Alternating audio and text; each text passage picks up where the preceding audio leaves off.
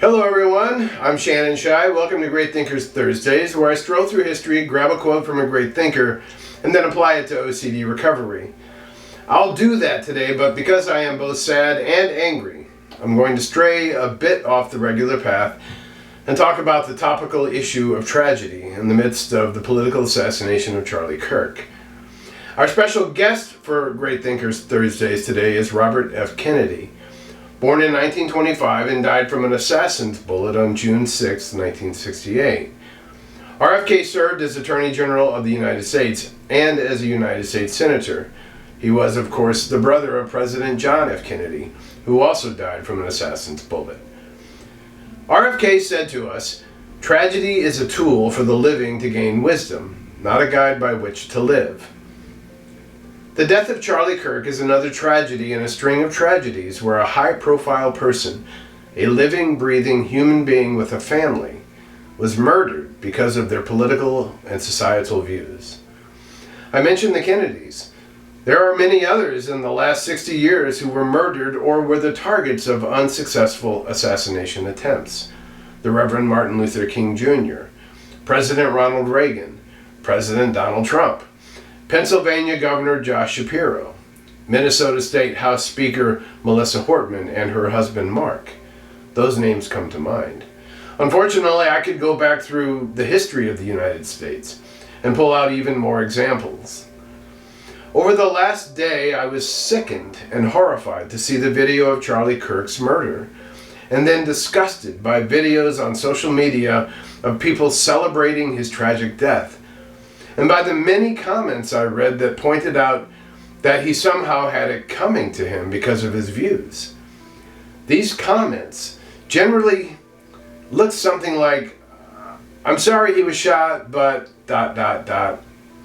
Where are we now as a society? Saying such things about Charlie's murder is of course protected speech. But in my view, it's also a telling and revealing statement about the person who wrote it, about their character. Would it be okay if your close friend or family member was murdered because of the views they held? To my fellow humans across this great nation and around the world, I urge you to join me in saying this violence must stop. Further, we can all do our own part to set the example, to take a leadership role in stopping it. If you disagree with someone's views, be tolerant, even if you find their words to be offensive to you. Be patient. Be respectful. Agree to disagree. Engage in peaceful debate. Peacefully protest. Post your opinion on social media. Vote. Most of all, show kindness and love. Shake hands, hug, then walk away. Regulate yourself. Do not use speech that is threatening or encourages others to engage in acts of violence, or engage in other speech that is not protected speech under the U.S. Constitution. To the mental health side of this, if you are personally affected by tragedy, any tragedy in your life, it's important and helpful to seek out someone to talk with about it. I think we all navigate through the effects of tragedy in our own way, but know this: life does move forward. The sun will surely rise tomorrow. To RFK's point, we should learn from the tragedies in our life and do better, be better, not use them as a guide for living.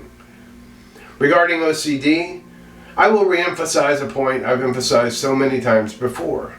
No matter what you're going through, you can remain unconditionally committed to your recovery. Taking action to recover from OCD will help you deal with the tragedy in your life. And the converse is true too. Be kind to yourself. Each day is an opportunity to change the world for the better.